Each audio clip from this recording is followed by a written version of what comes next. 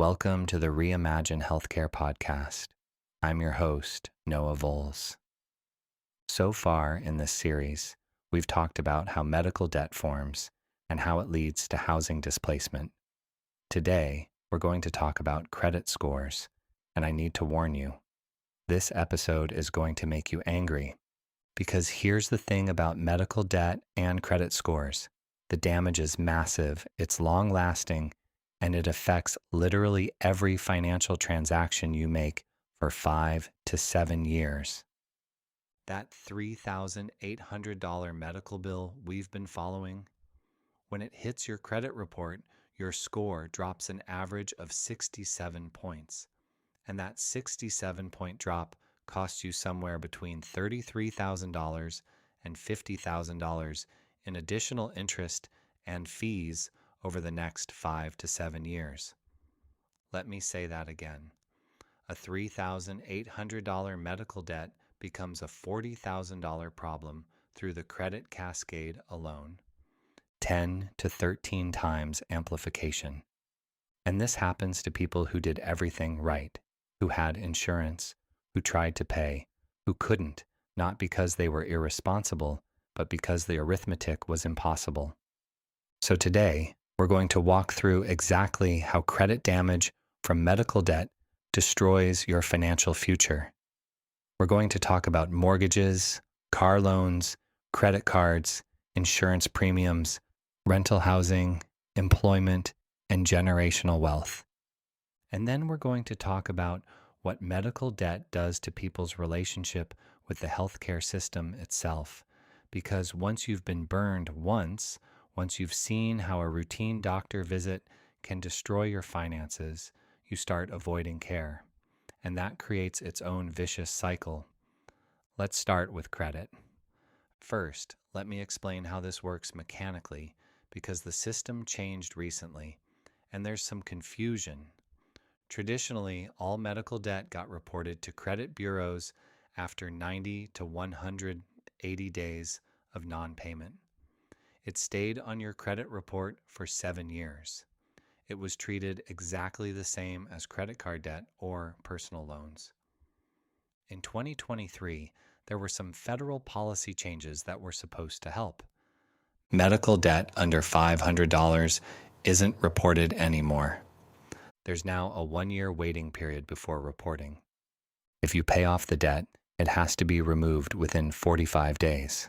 Sounds good, right? Here's the problem. These protections don't apply to debt over $500.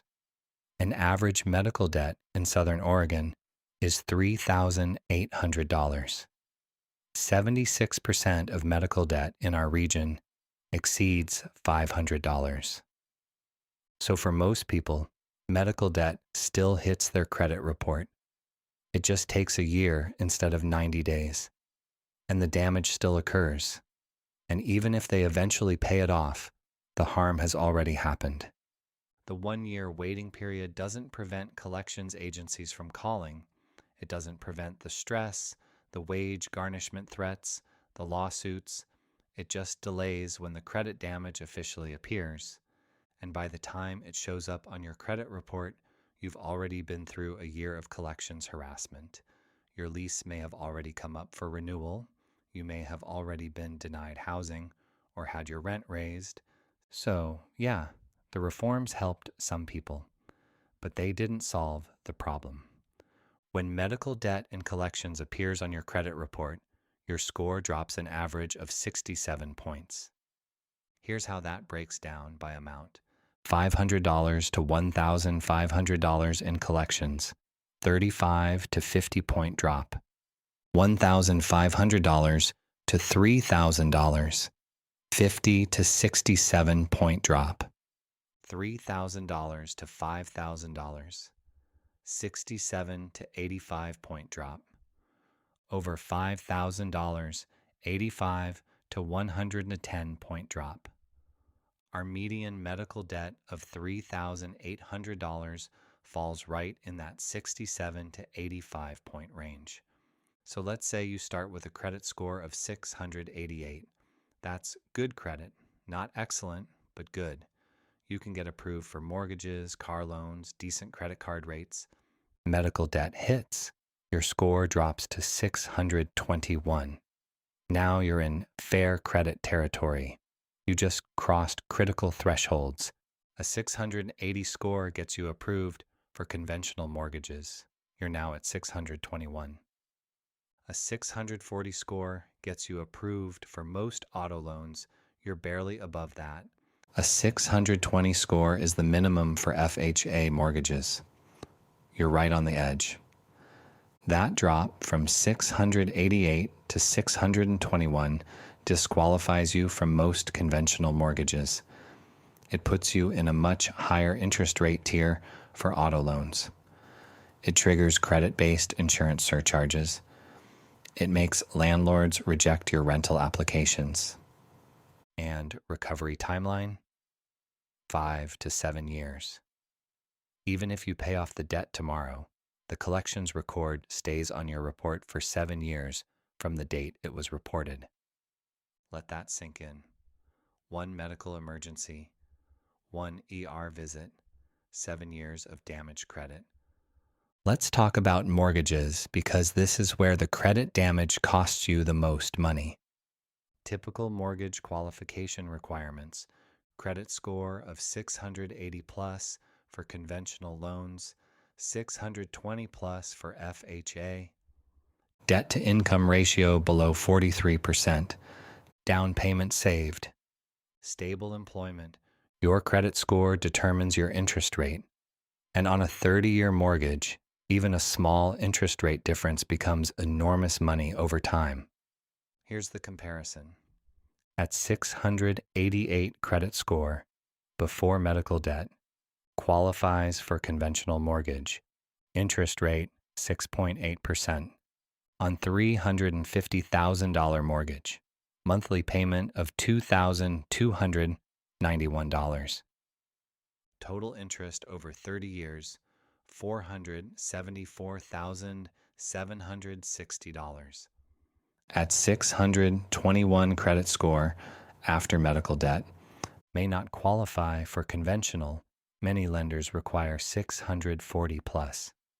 If FHA loan approved, interest rate of 7.9% on $350,000 mortgage, monthly payment of $2,569. Total interest over 30 years, $574,840. Do the math on that. Monthly difference, $278, 12% higher payment. Lifetime difference, $100,080 in extra interest. $100,000 because of a $3,800 medical bill. And that's assuming you even get approved. A lot of lenders won't approve anyone under 640, especially with collections visible on the report. So for many people, the medical debt doesn't just make the mortgage more expensive, it makes it impossible. I estimate 2,400 to 3,200 Southern Oregon families have been completely prevented from buying homes because of medical debt-related credit damage. No home ownership, no equity building, no wealth accumulation, no stability. Car loans aren't as big as mortgages, but they're still significant.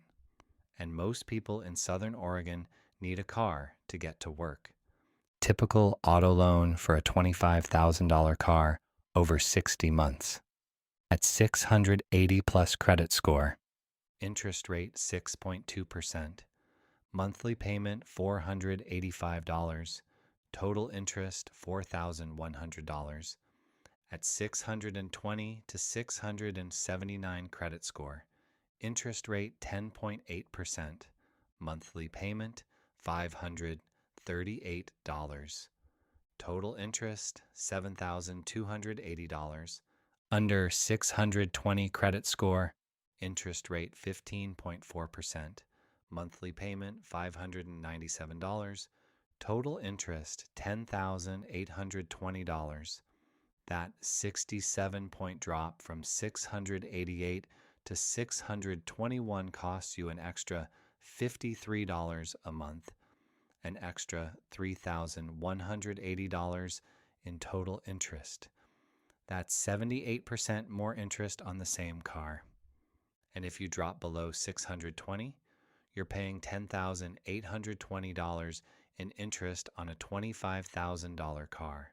You're paying nearly half the car's value just in interest. Most people don't have a choice about this. You need a car to get to work. You need transportation to take kids to school, to buy groceries, to live your life. So you pay whatever interest rate you can get. Medical debt just made that car cost you an extra $3,000 to $6,000. Credit card interest rates are based on your credit score. And here's the sick thing. Medical debt damages your credit, which raises your credit card interest rates, which makes it harder to pay off your other debt, which keeps your score low. It's a trap. Credit card APRs by credit score. 680 plus credit, 16.9% to 18.9% APR. 620 to 679 credit, 21.9% to 24.9% APR. Under 620, 24.9% to 29.9% APR. Let's say you're carrying $8,000 in credit card debt. A lot of families are, because wages haven't kept up with costs, and credit cards are how people bridge the gap. Before medical debt, 688 score, 17.9% APR. Monthly minimum payment, 3%, $240. Interest per month, $119. Time to pay off, minimum payments, 15.2 years. Total interest paid, $10,320. After medical debt, 621 score, 24.9% APR. Monthly minimum payment, 3%, $240. Interest per month, $166. Time to pay off, never. Payment doesn't cover interest. Must increase payment just to make progress. Annual difference, $564 in extra interest. Every year, just because your credit score dropped. Most people don't know this, but in most states, insurance companies can use your credit score to set your premiums. It's called credit-based insurance pricing, and it affects both auto insurance and homeowners or renters insurance. Auto insurance premium adjustments by credit score. Excellent, 750 plus, 20% discount. Good, 680 to 749. Standard rate. Fair, 620 to 679. 15% to 25% surcharge. Poor, under 620, 35% to 50% surcharge. So that 67-point drop from 688 to 621 triggers a surcharge. If your standard rate is $1,200 a year, after the credit drop, you're paying $1,440. That's an extra $240 a year. Homeowners or renters insurance, similar pattern, adds another $120 to $180 a year. Total insurance penalty, about $360 to $420 per year. Over 7 years, credit recovery timeline, $2,520 to $2,940 in extra insurance costs, because you went to the emergency room that one time.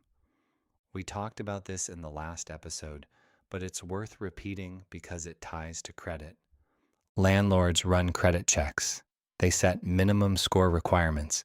They reject applicants with collections on their reports. Rental market access by credit score, 680 plus. Access to 90% of available rentals, 640 to 679.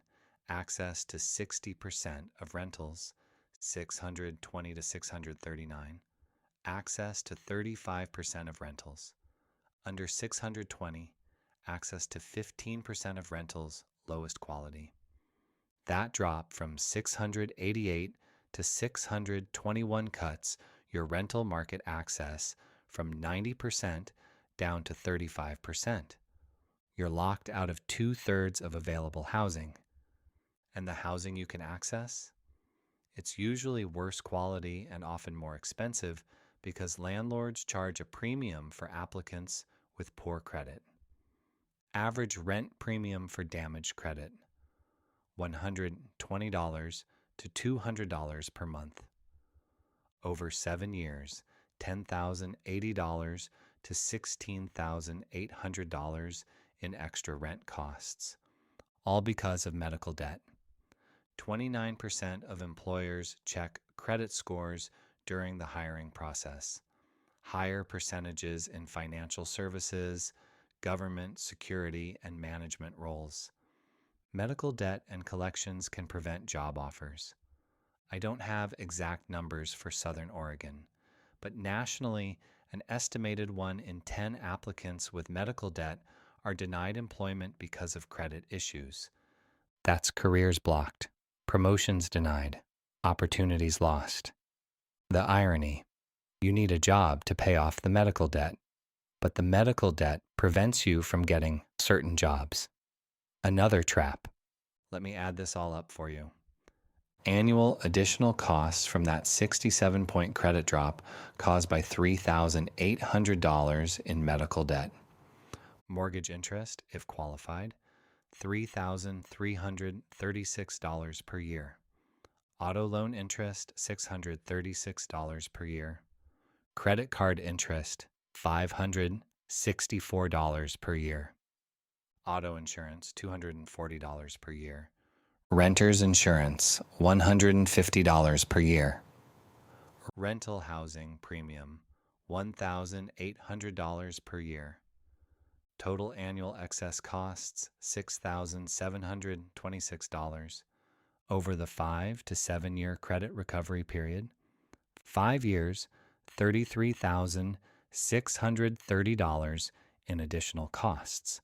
7 years, $47,082 in additional costs. Original medical debt, $3,800. Actual total cost through credit Cascade, $37,430 to $50,882. That's a 10 times to 13 times amplification.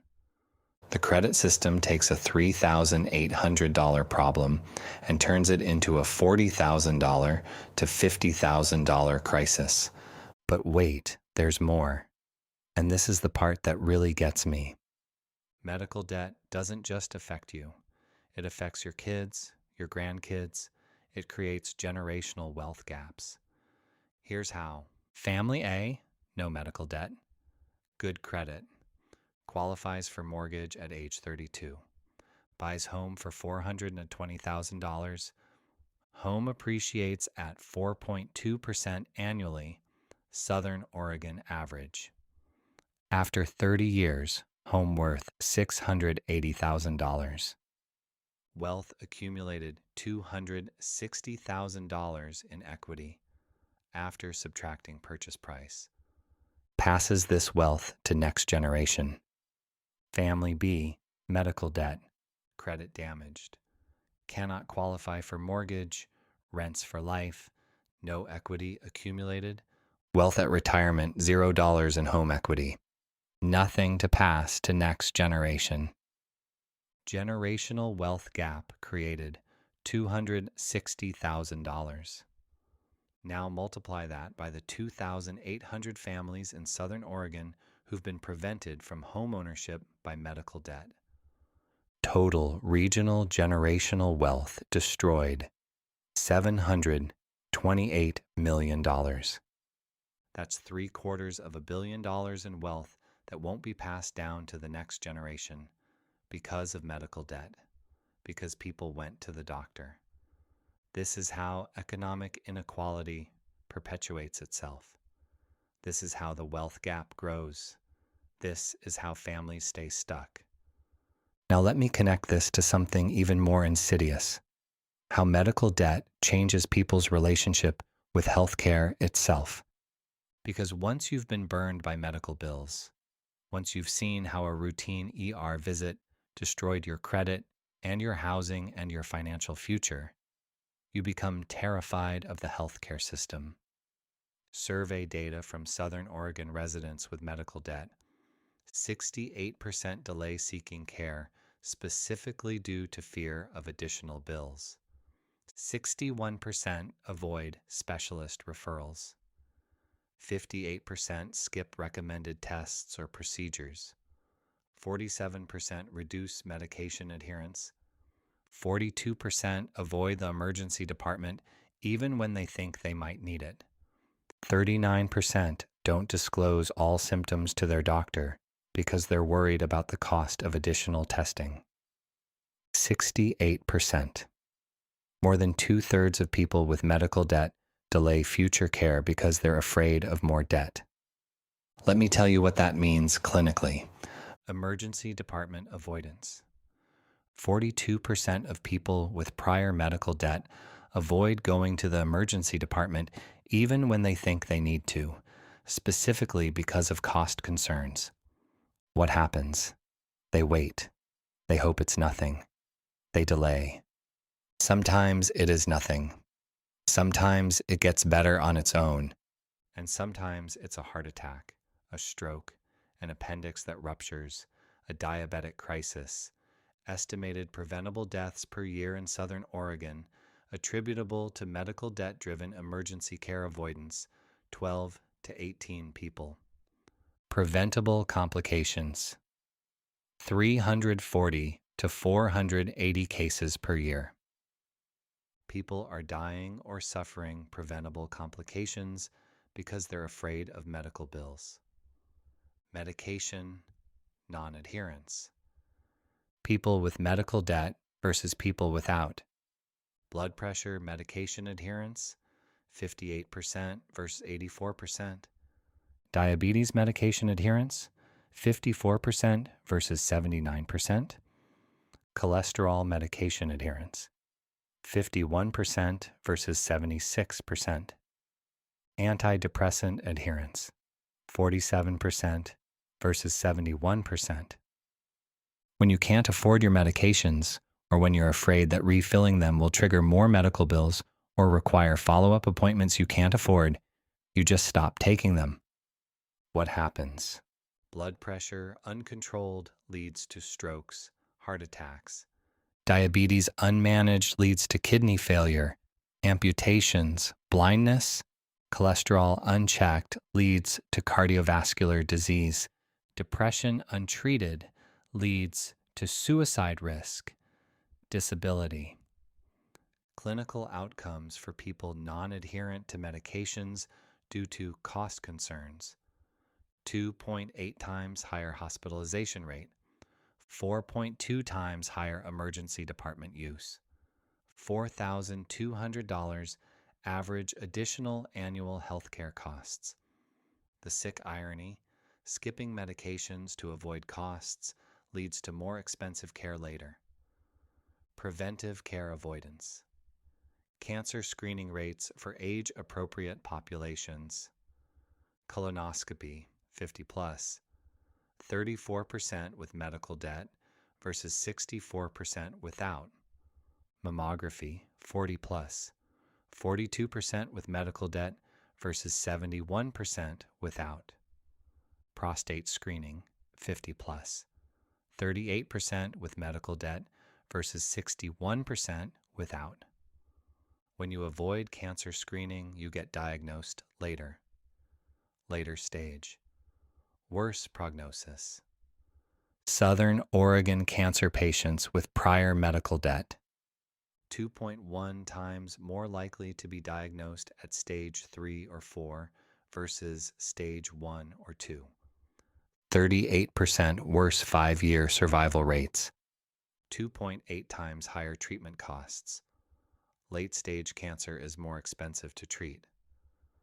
So, medical debt causes people to avoid the screening that would catch cancer early, which leads to diagnosis at late stage, which means worse survival and more expensive treatment, which creates more medical debt. Vicious cycle. The trust erosion. Here's something that's harder to quantify but really important. Medical debt destroys people's trust in the healthcare system. Survey data on attitudes before and after medical debt. Before medical debt, trust doctors' recommendations, 82%. Believe insurance will protect them, 76%. Comfortable seeking care when needed, 79%. After medical debt, trust doctors' recommendations, 54%, drop of 28 points.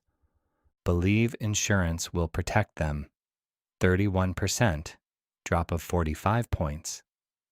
Comfortable seeking care when needed, 38%, drop of 41 points. People stop trusting the system. They stop believing insurance will actually protect them because it didn't. They become uncomfortable seeking care even when they need it. And physicians notice. 74% of Southern Oregon doctors report that medical debt significantly interferes with their ability to provide optimal care. They watch patients decline recommended tests, skip follow-up appointments, not fill prescriptions, all because of cost fear. The physicians are frustrated, the patients are scared, the health outcomes are worse, and the costs end up higher because delayed care becomes crisis care. Let me step back and point out how absolutely perverse this entire system is. You get sick, not by choice. You go to the doctor because you're supposed to. You have insurance. You're doing the responsible thing.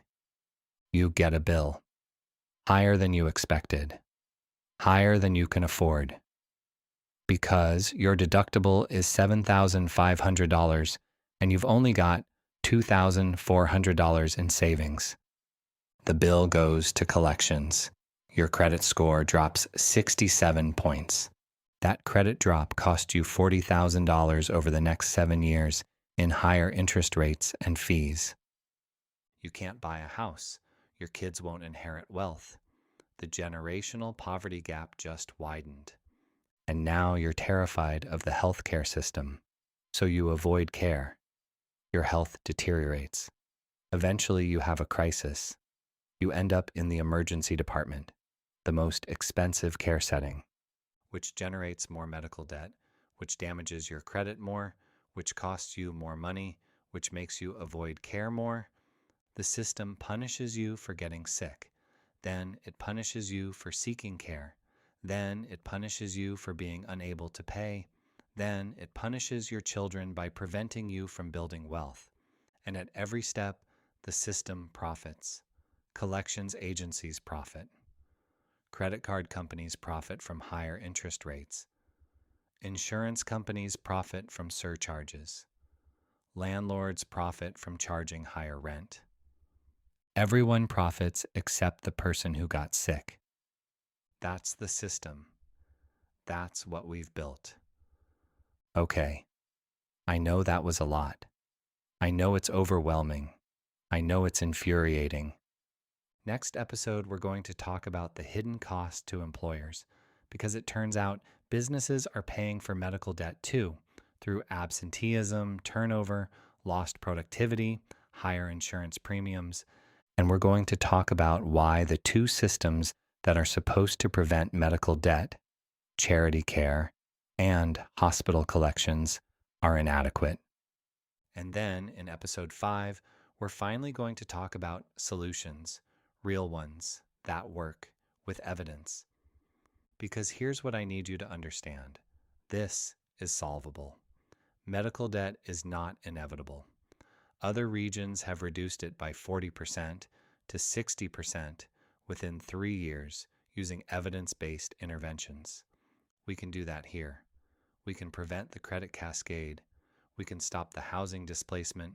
We can keep families stable and healthy and housed. But first, we need to understand the full scope of the damage, and that's what these first 4 episodes are about. Stay with me. We're almost through the hard part. Solutions are coming. Sometimes I get things wrong. If you find errors or have comments, leave them below or contact me at www.reimagine-healthcare.org. Thanks for listening.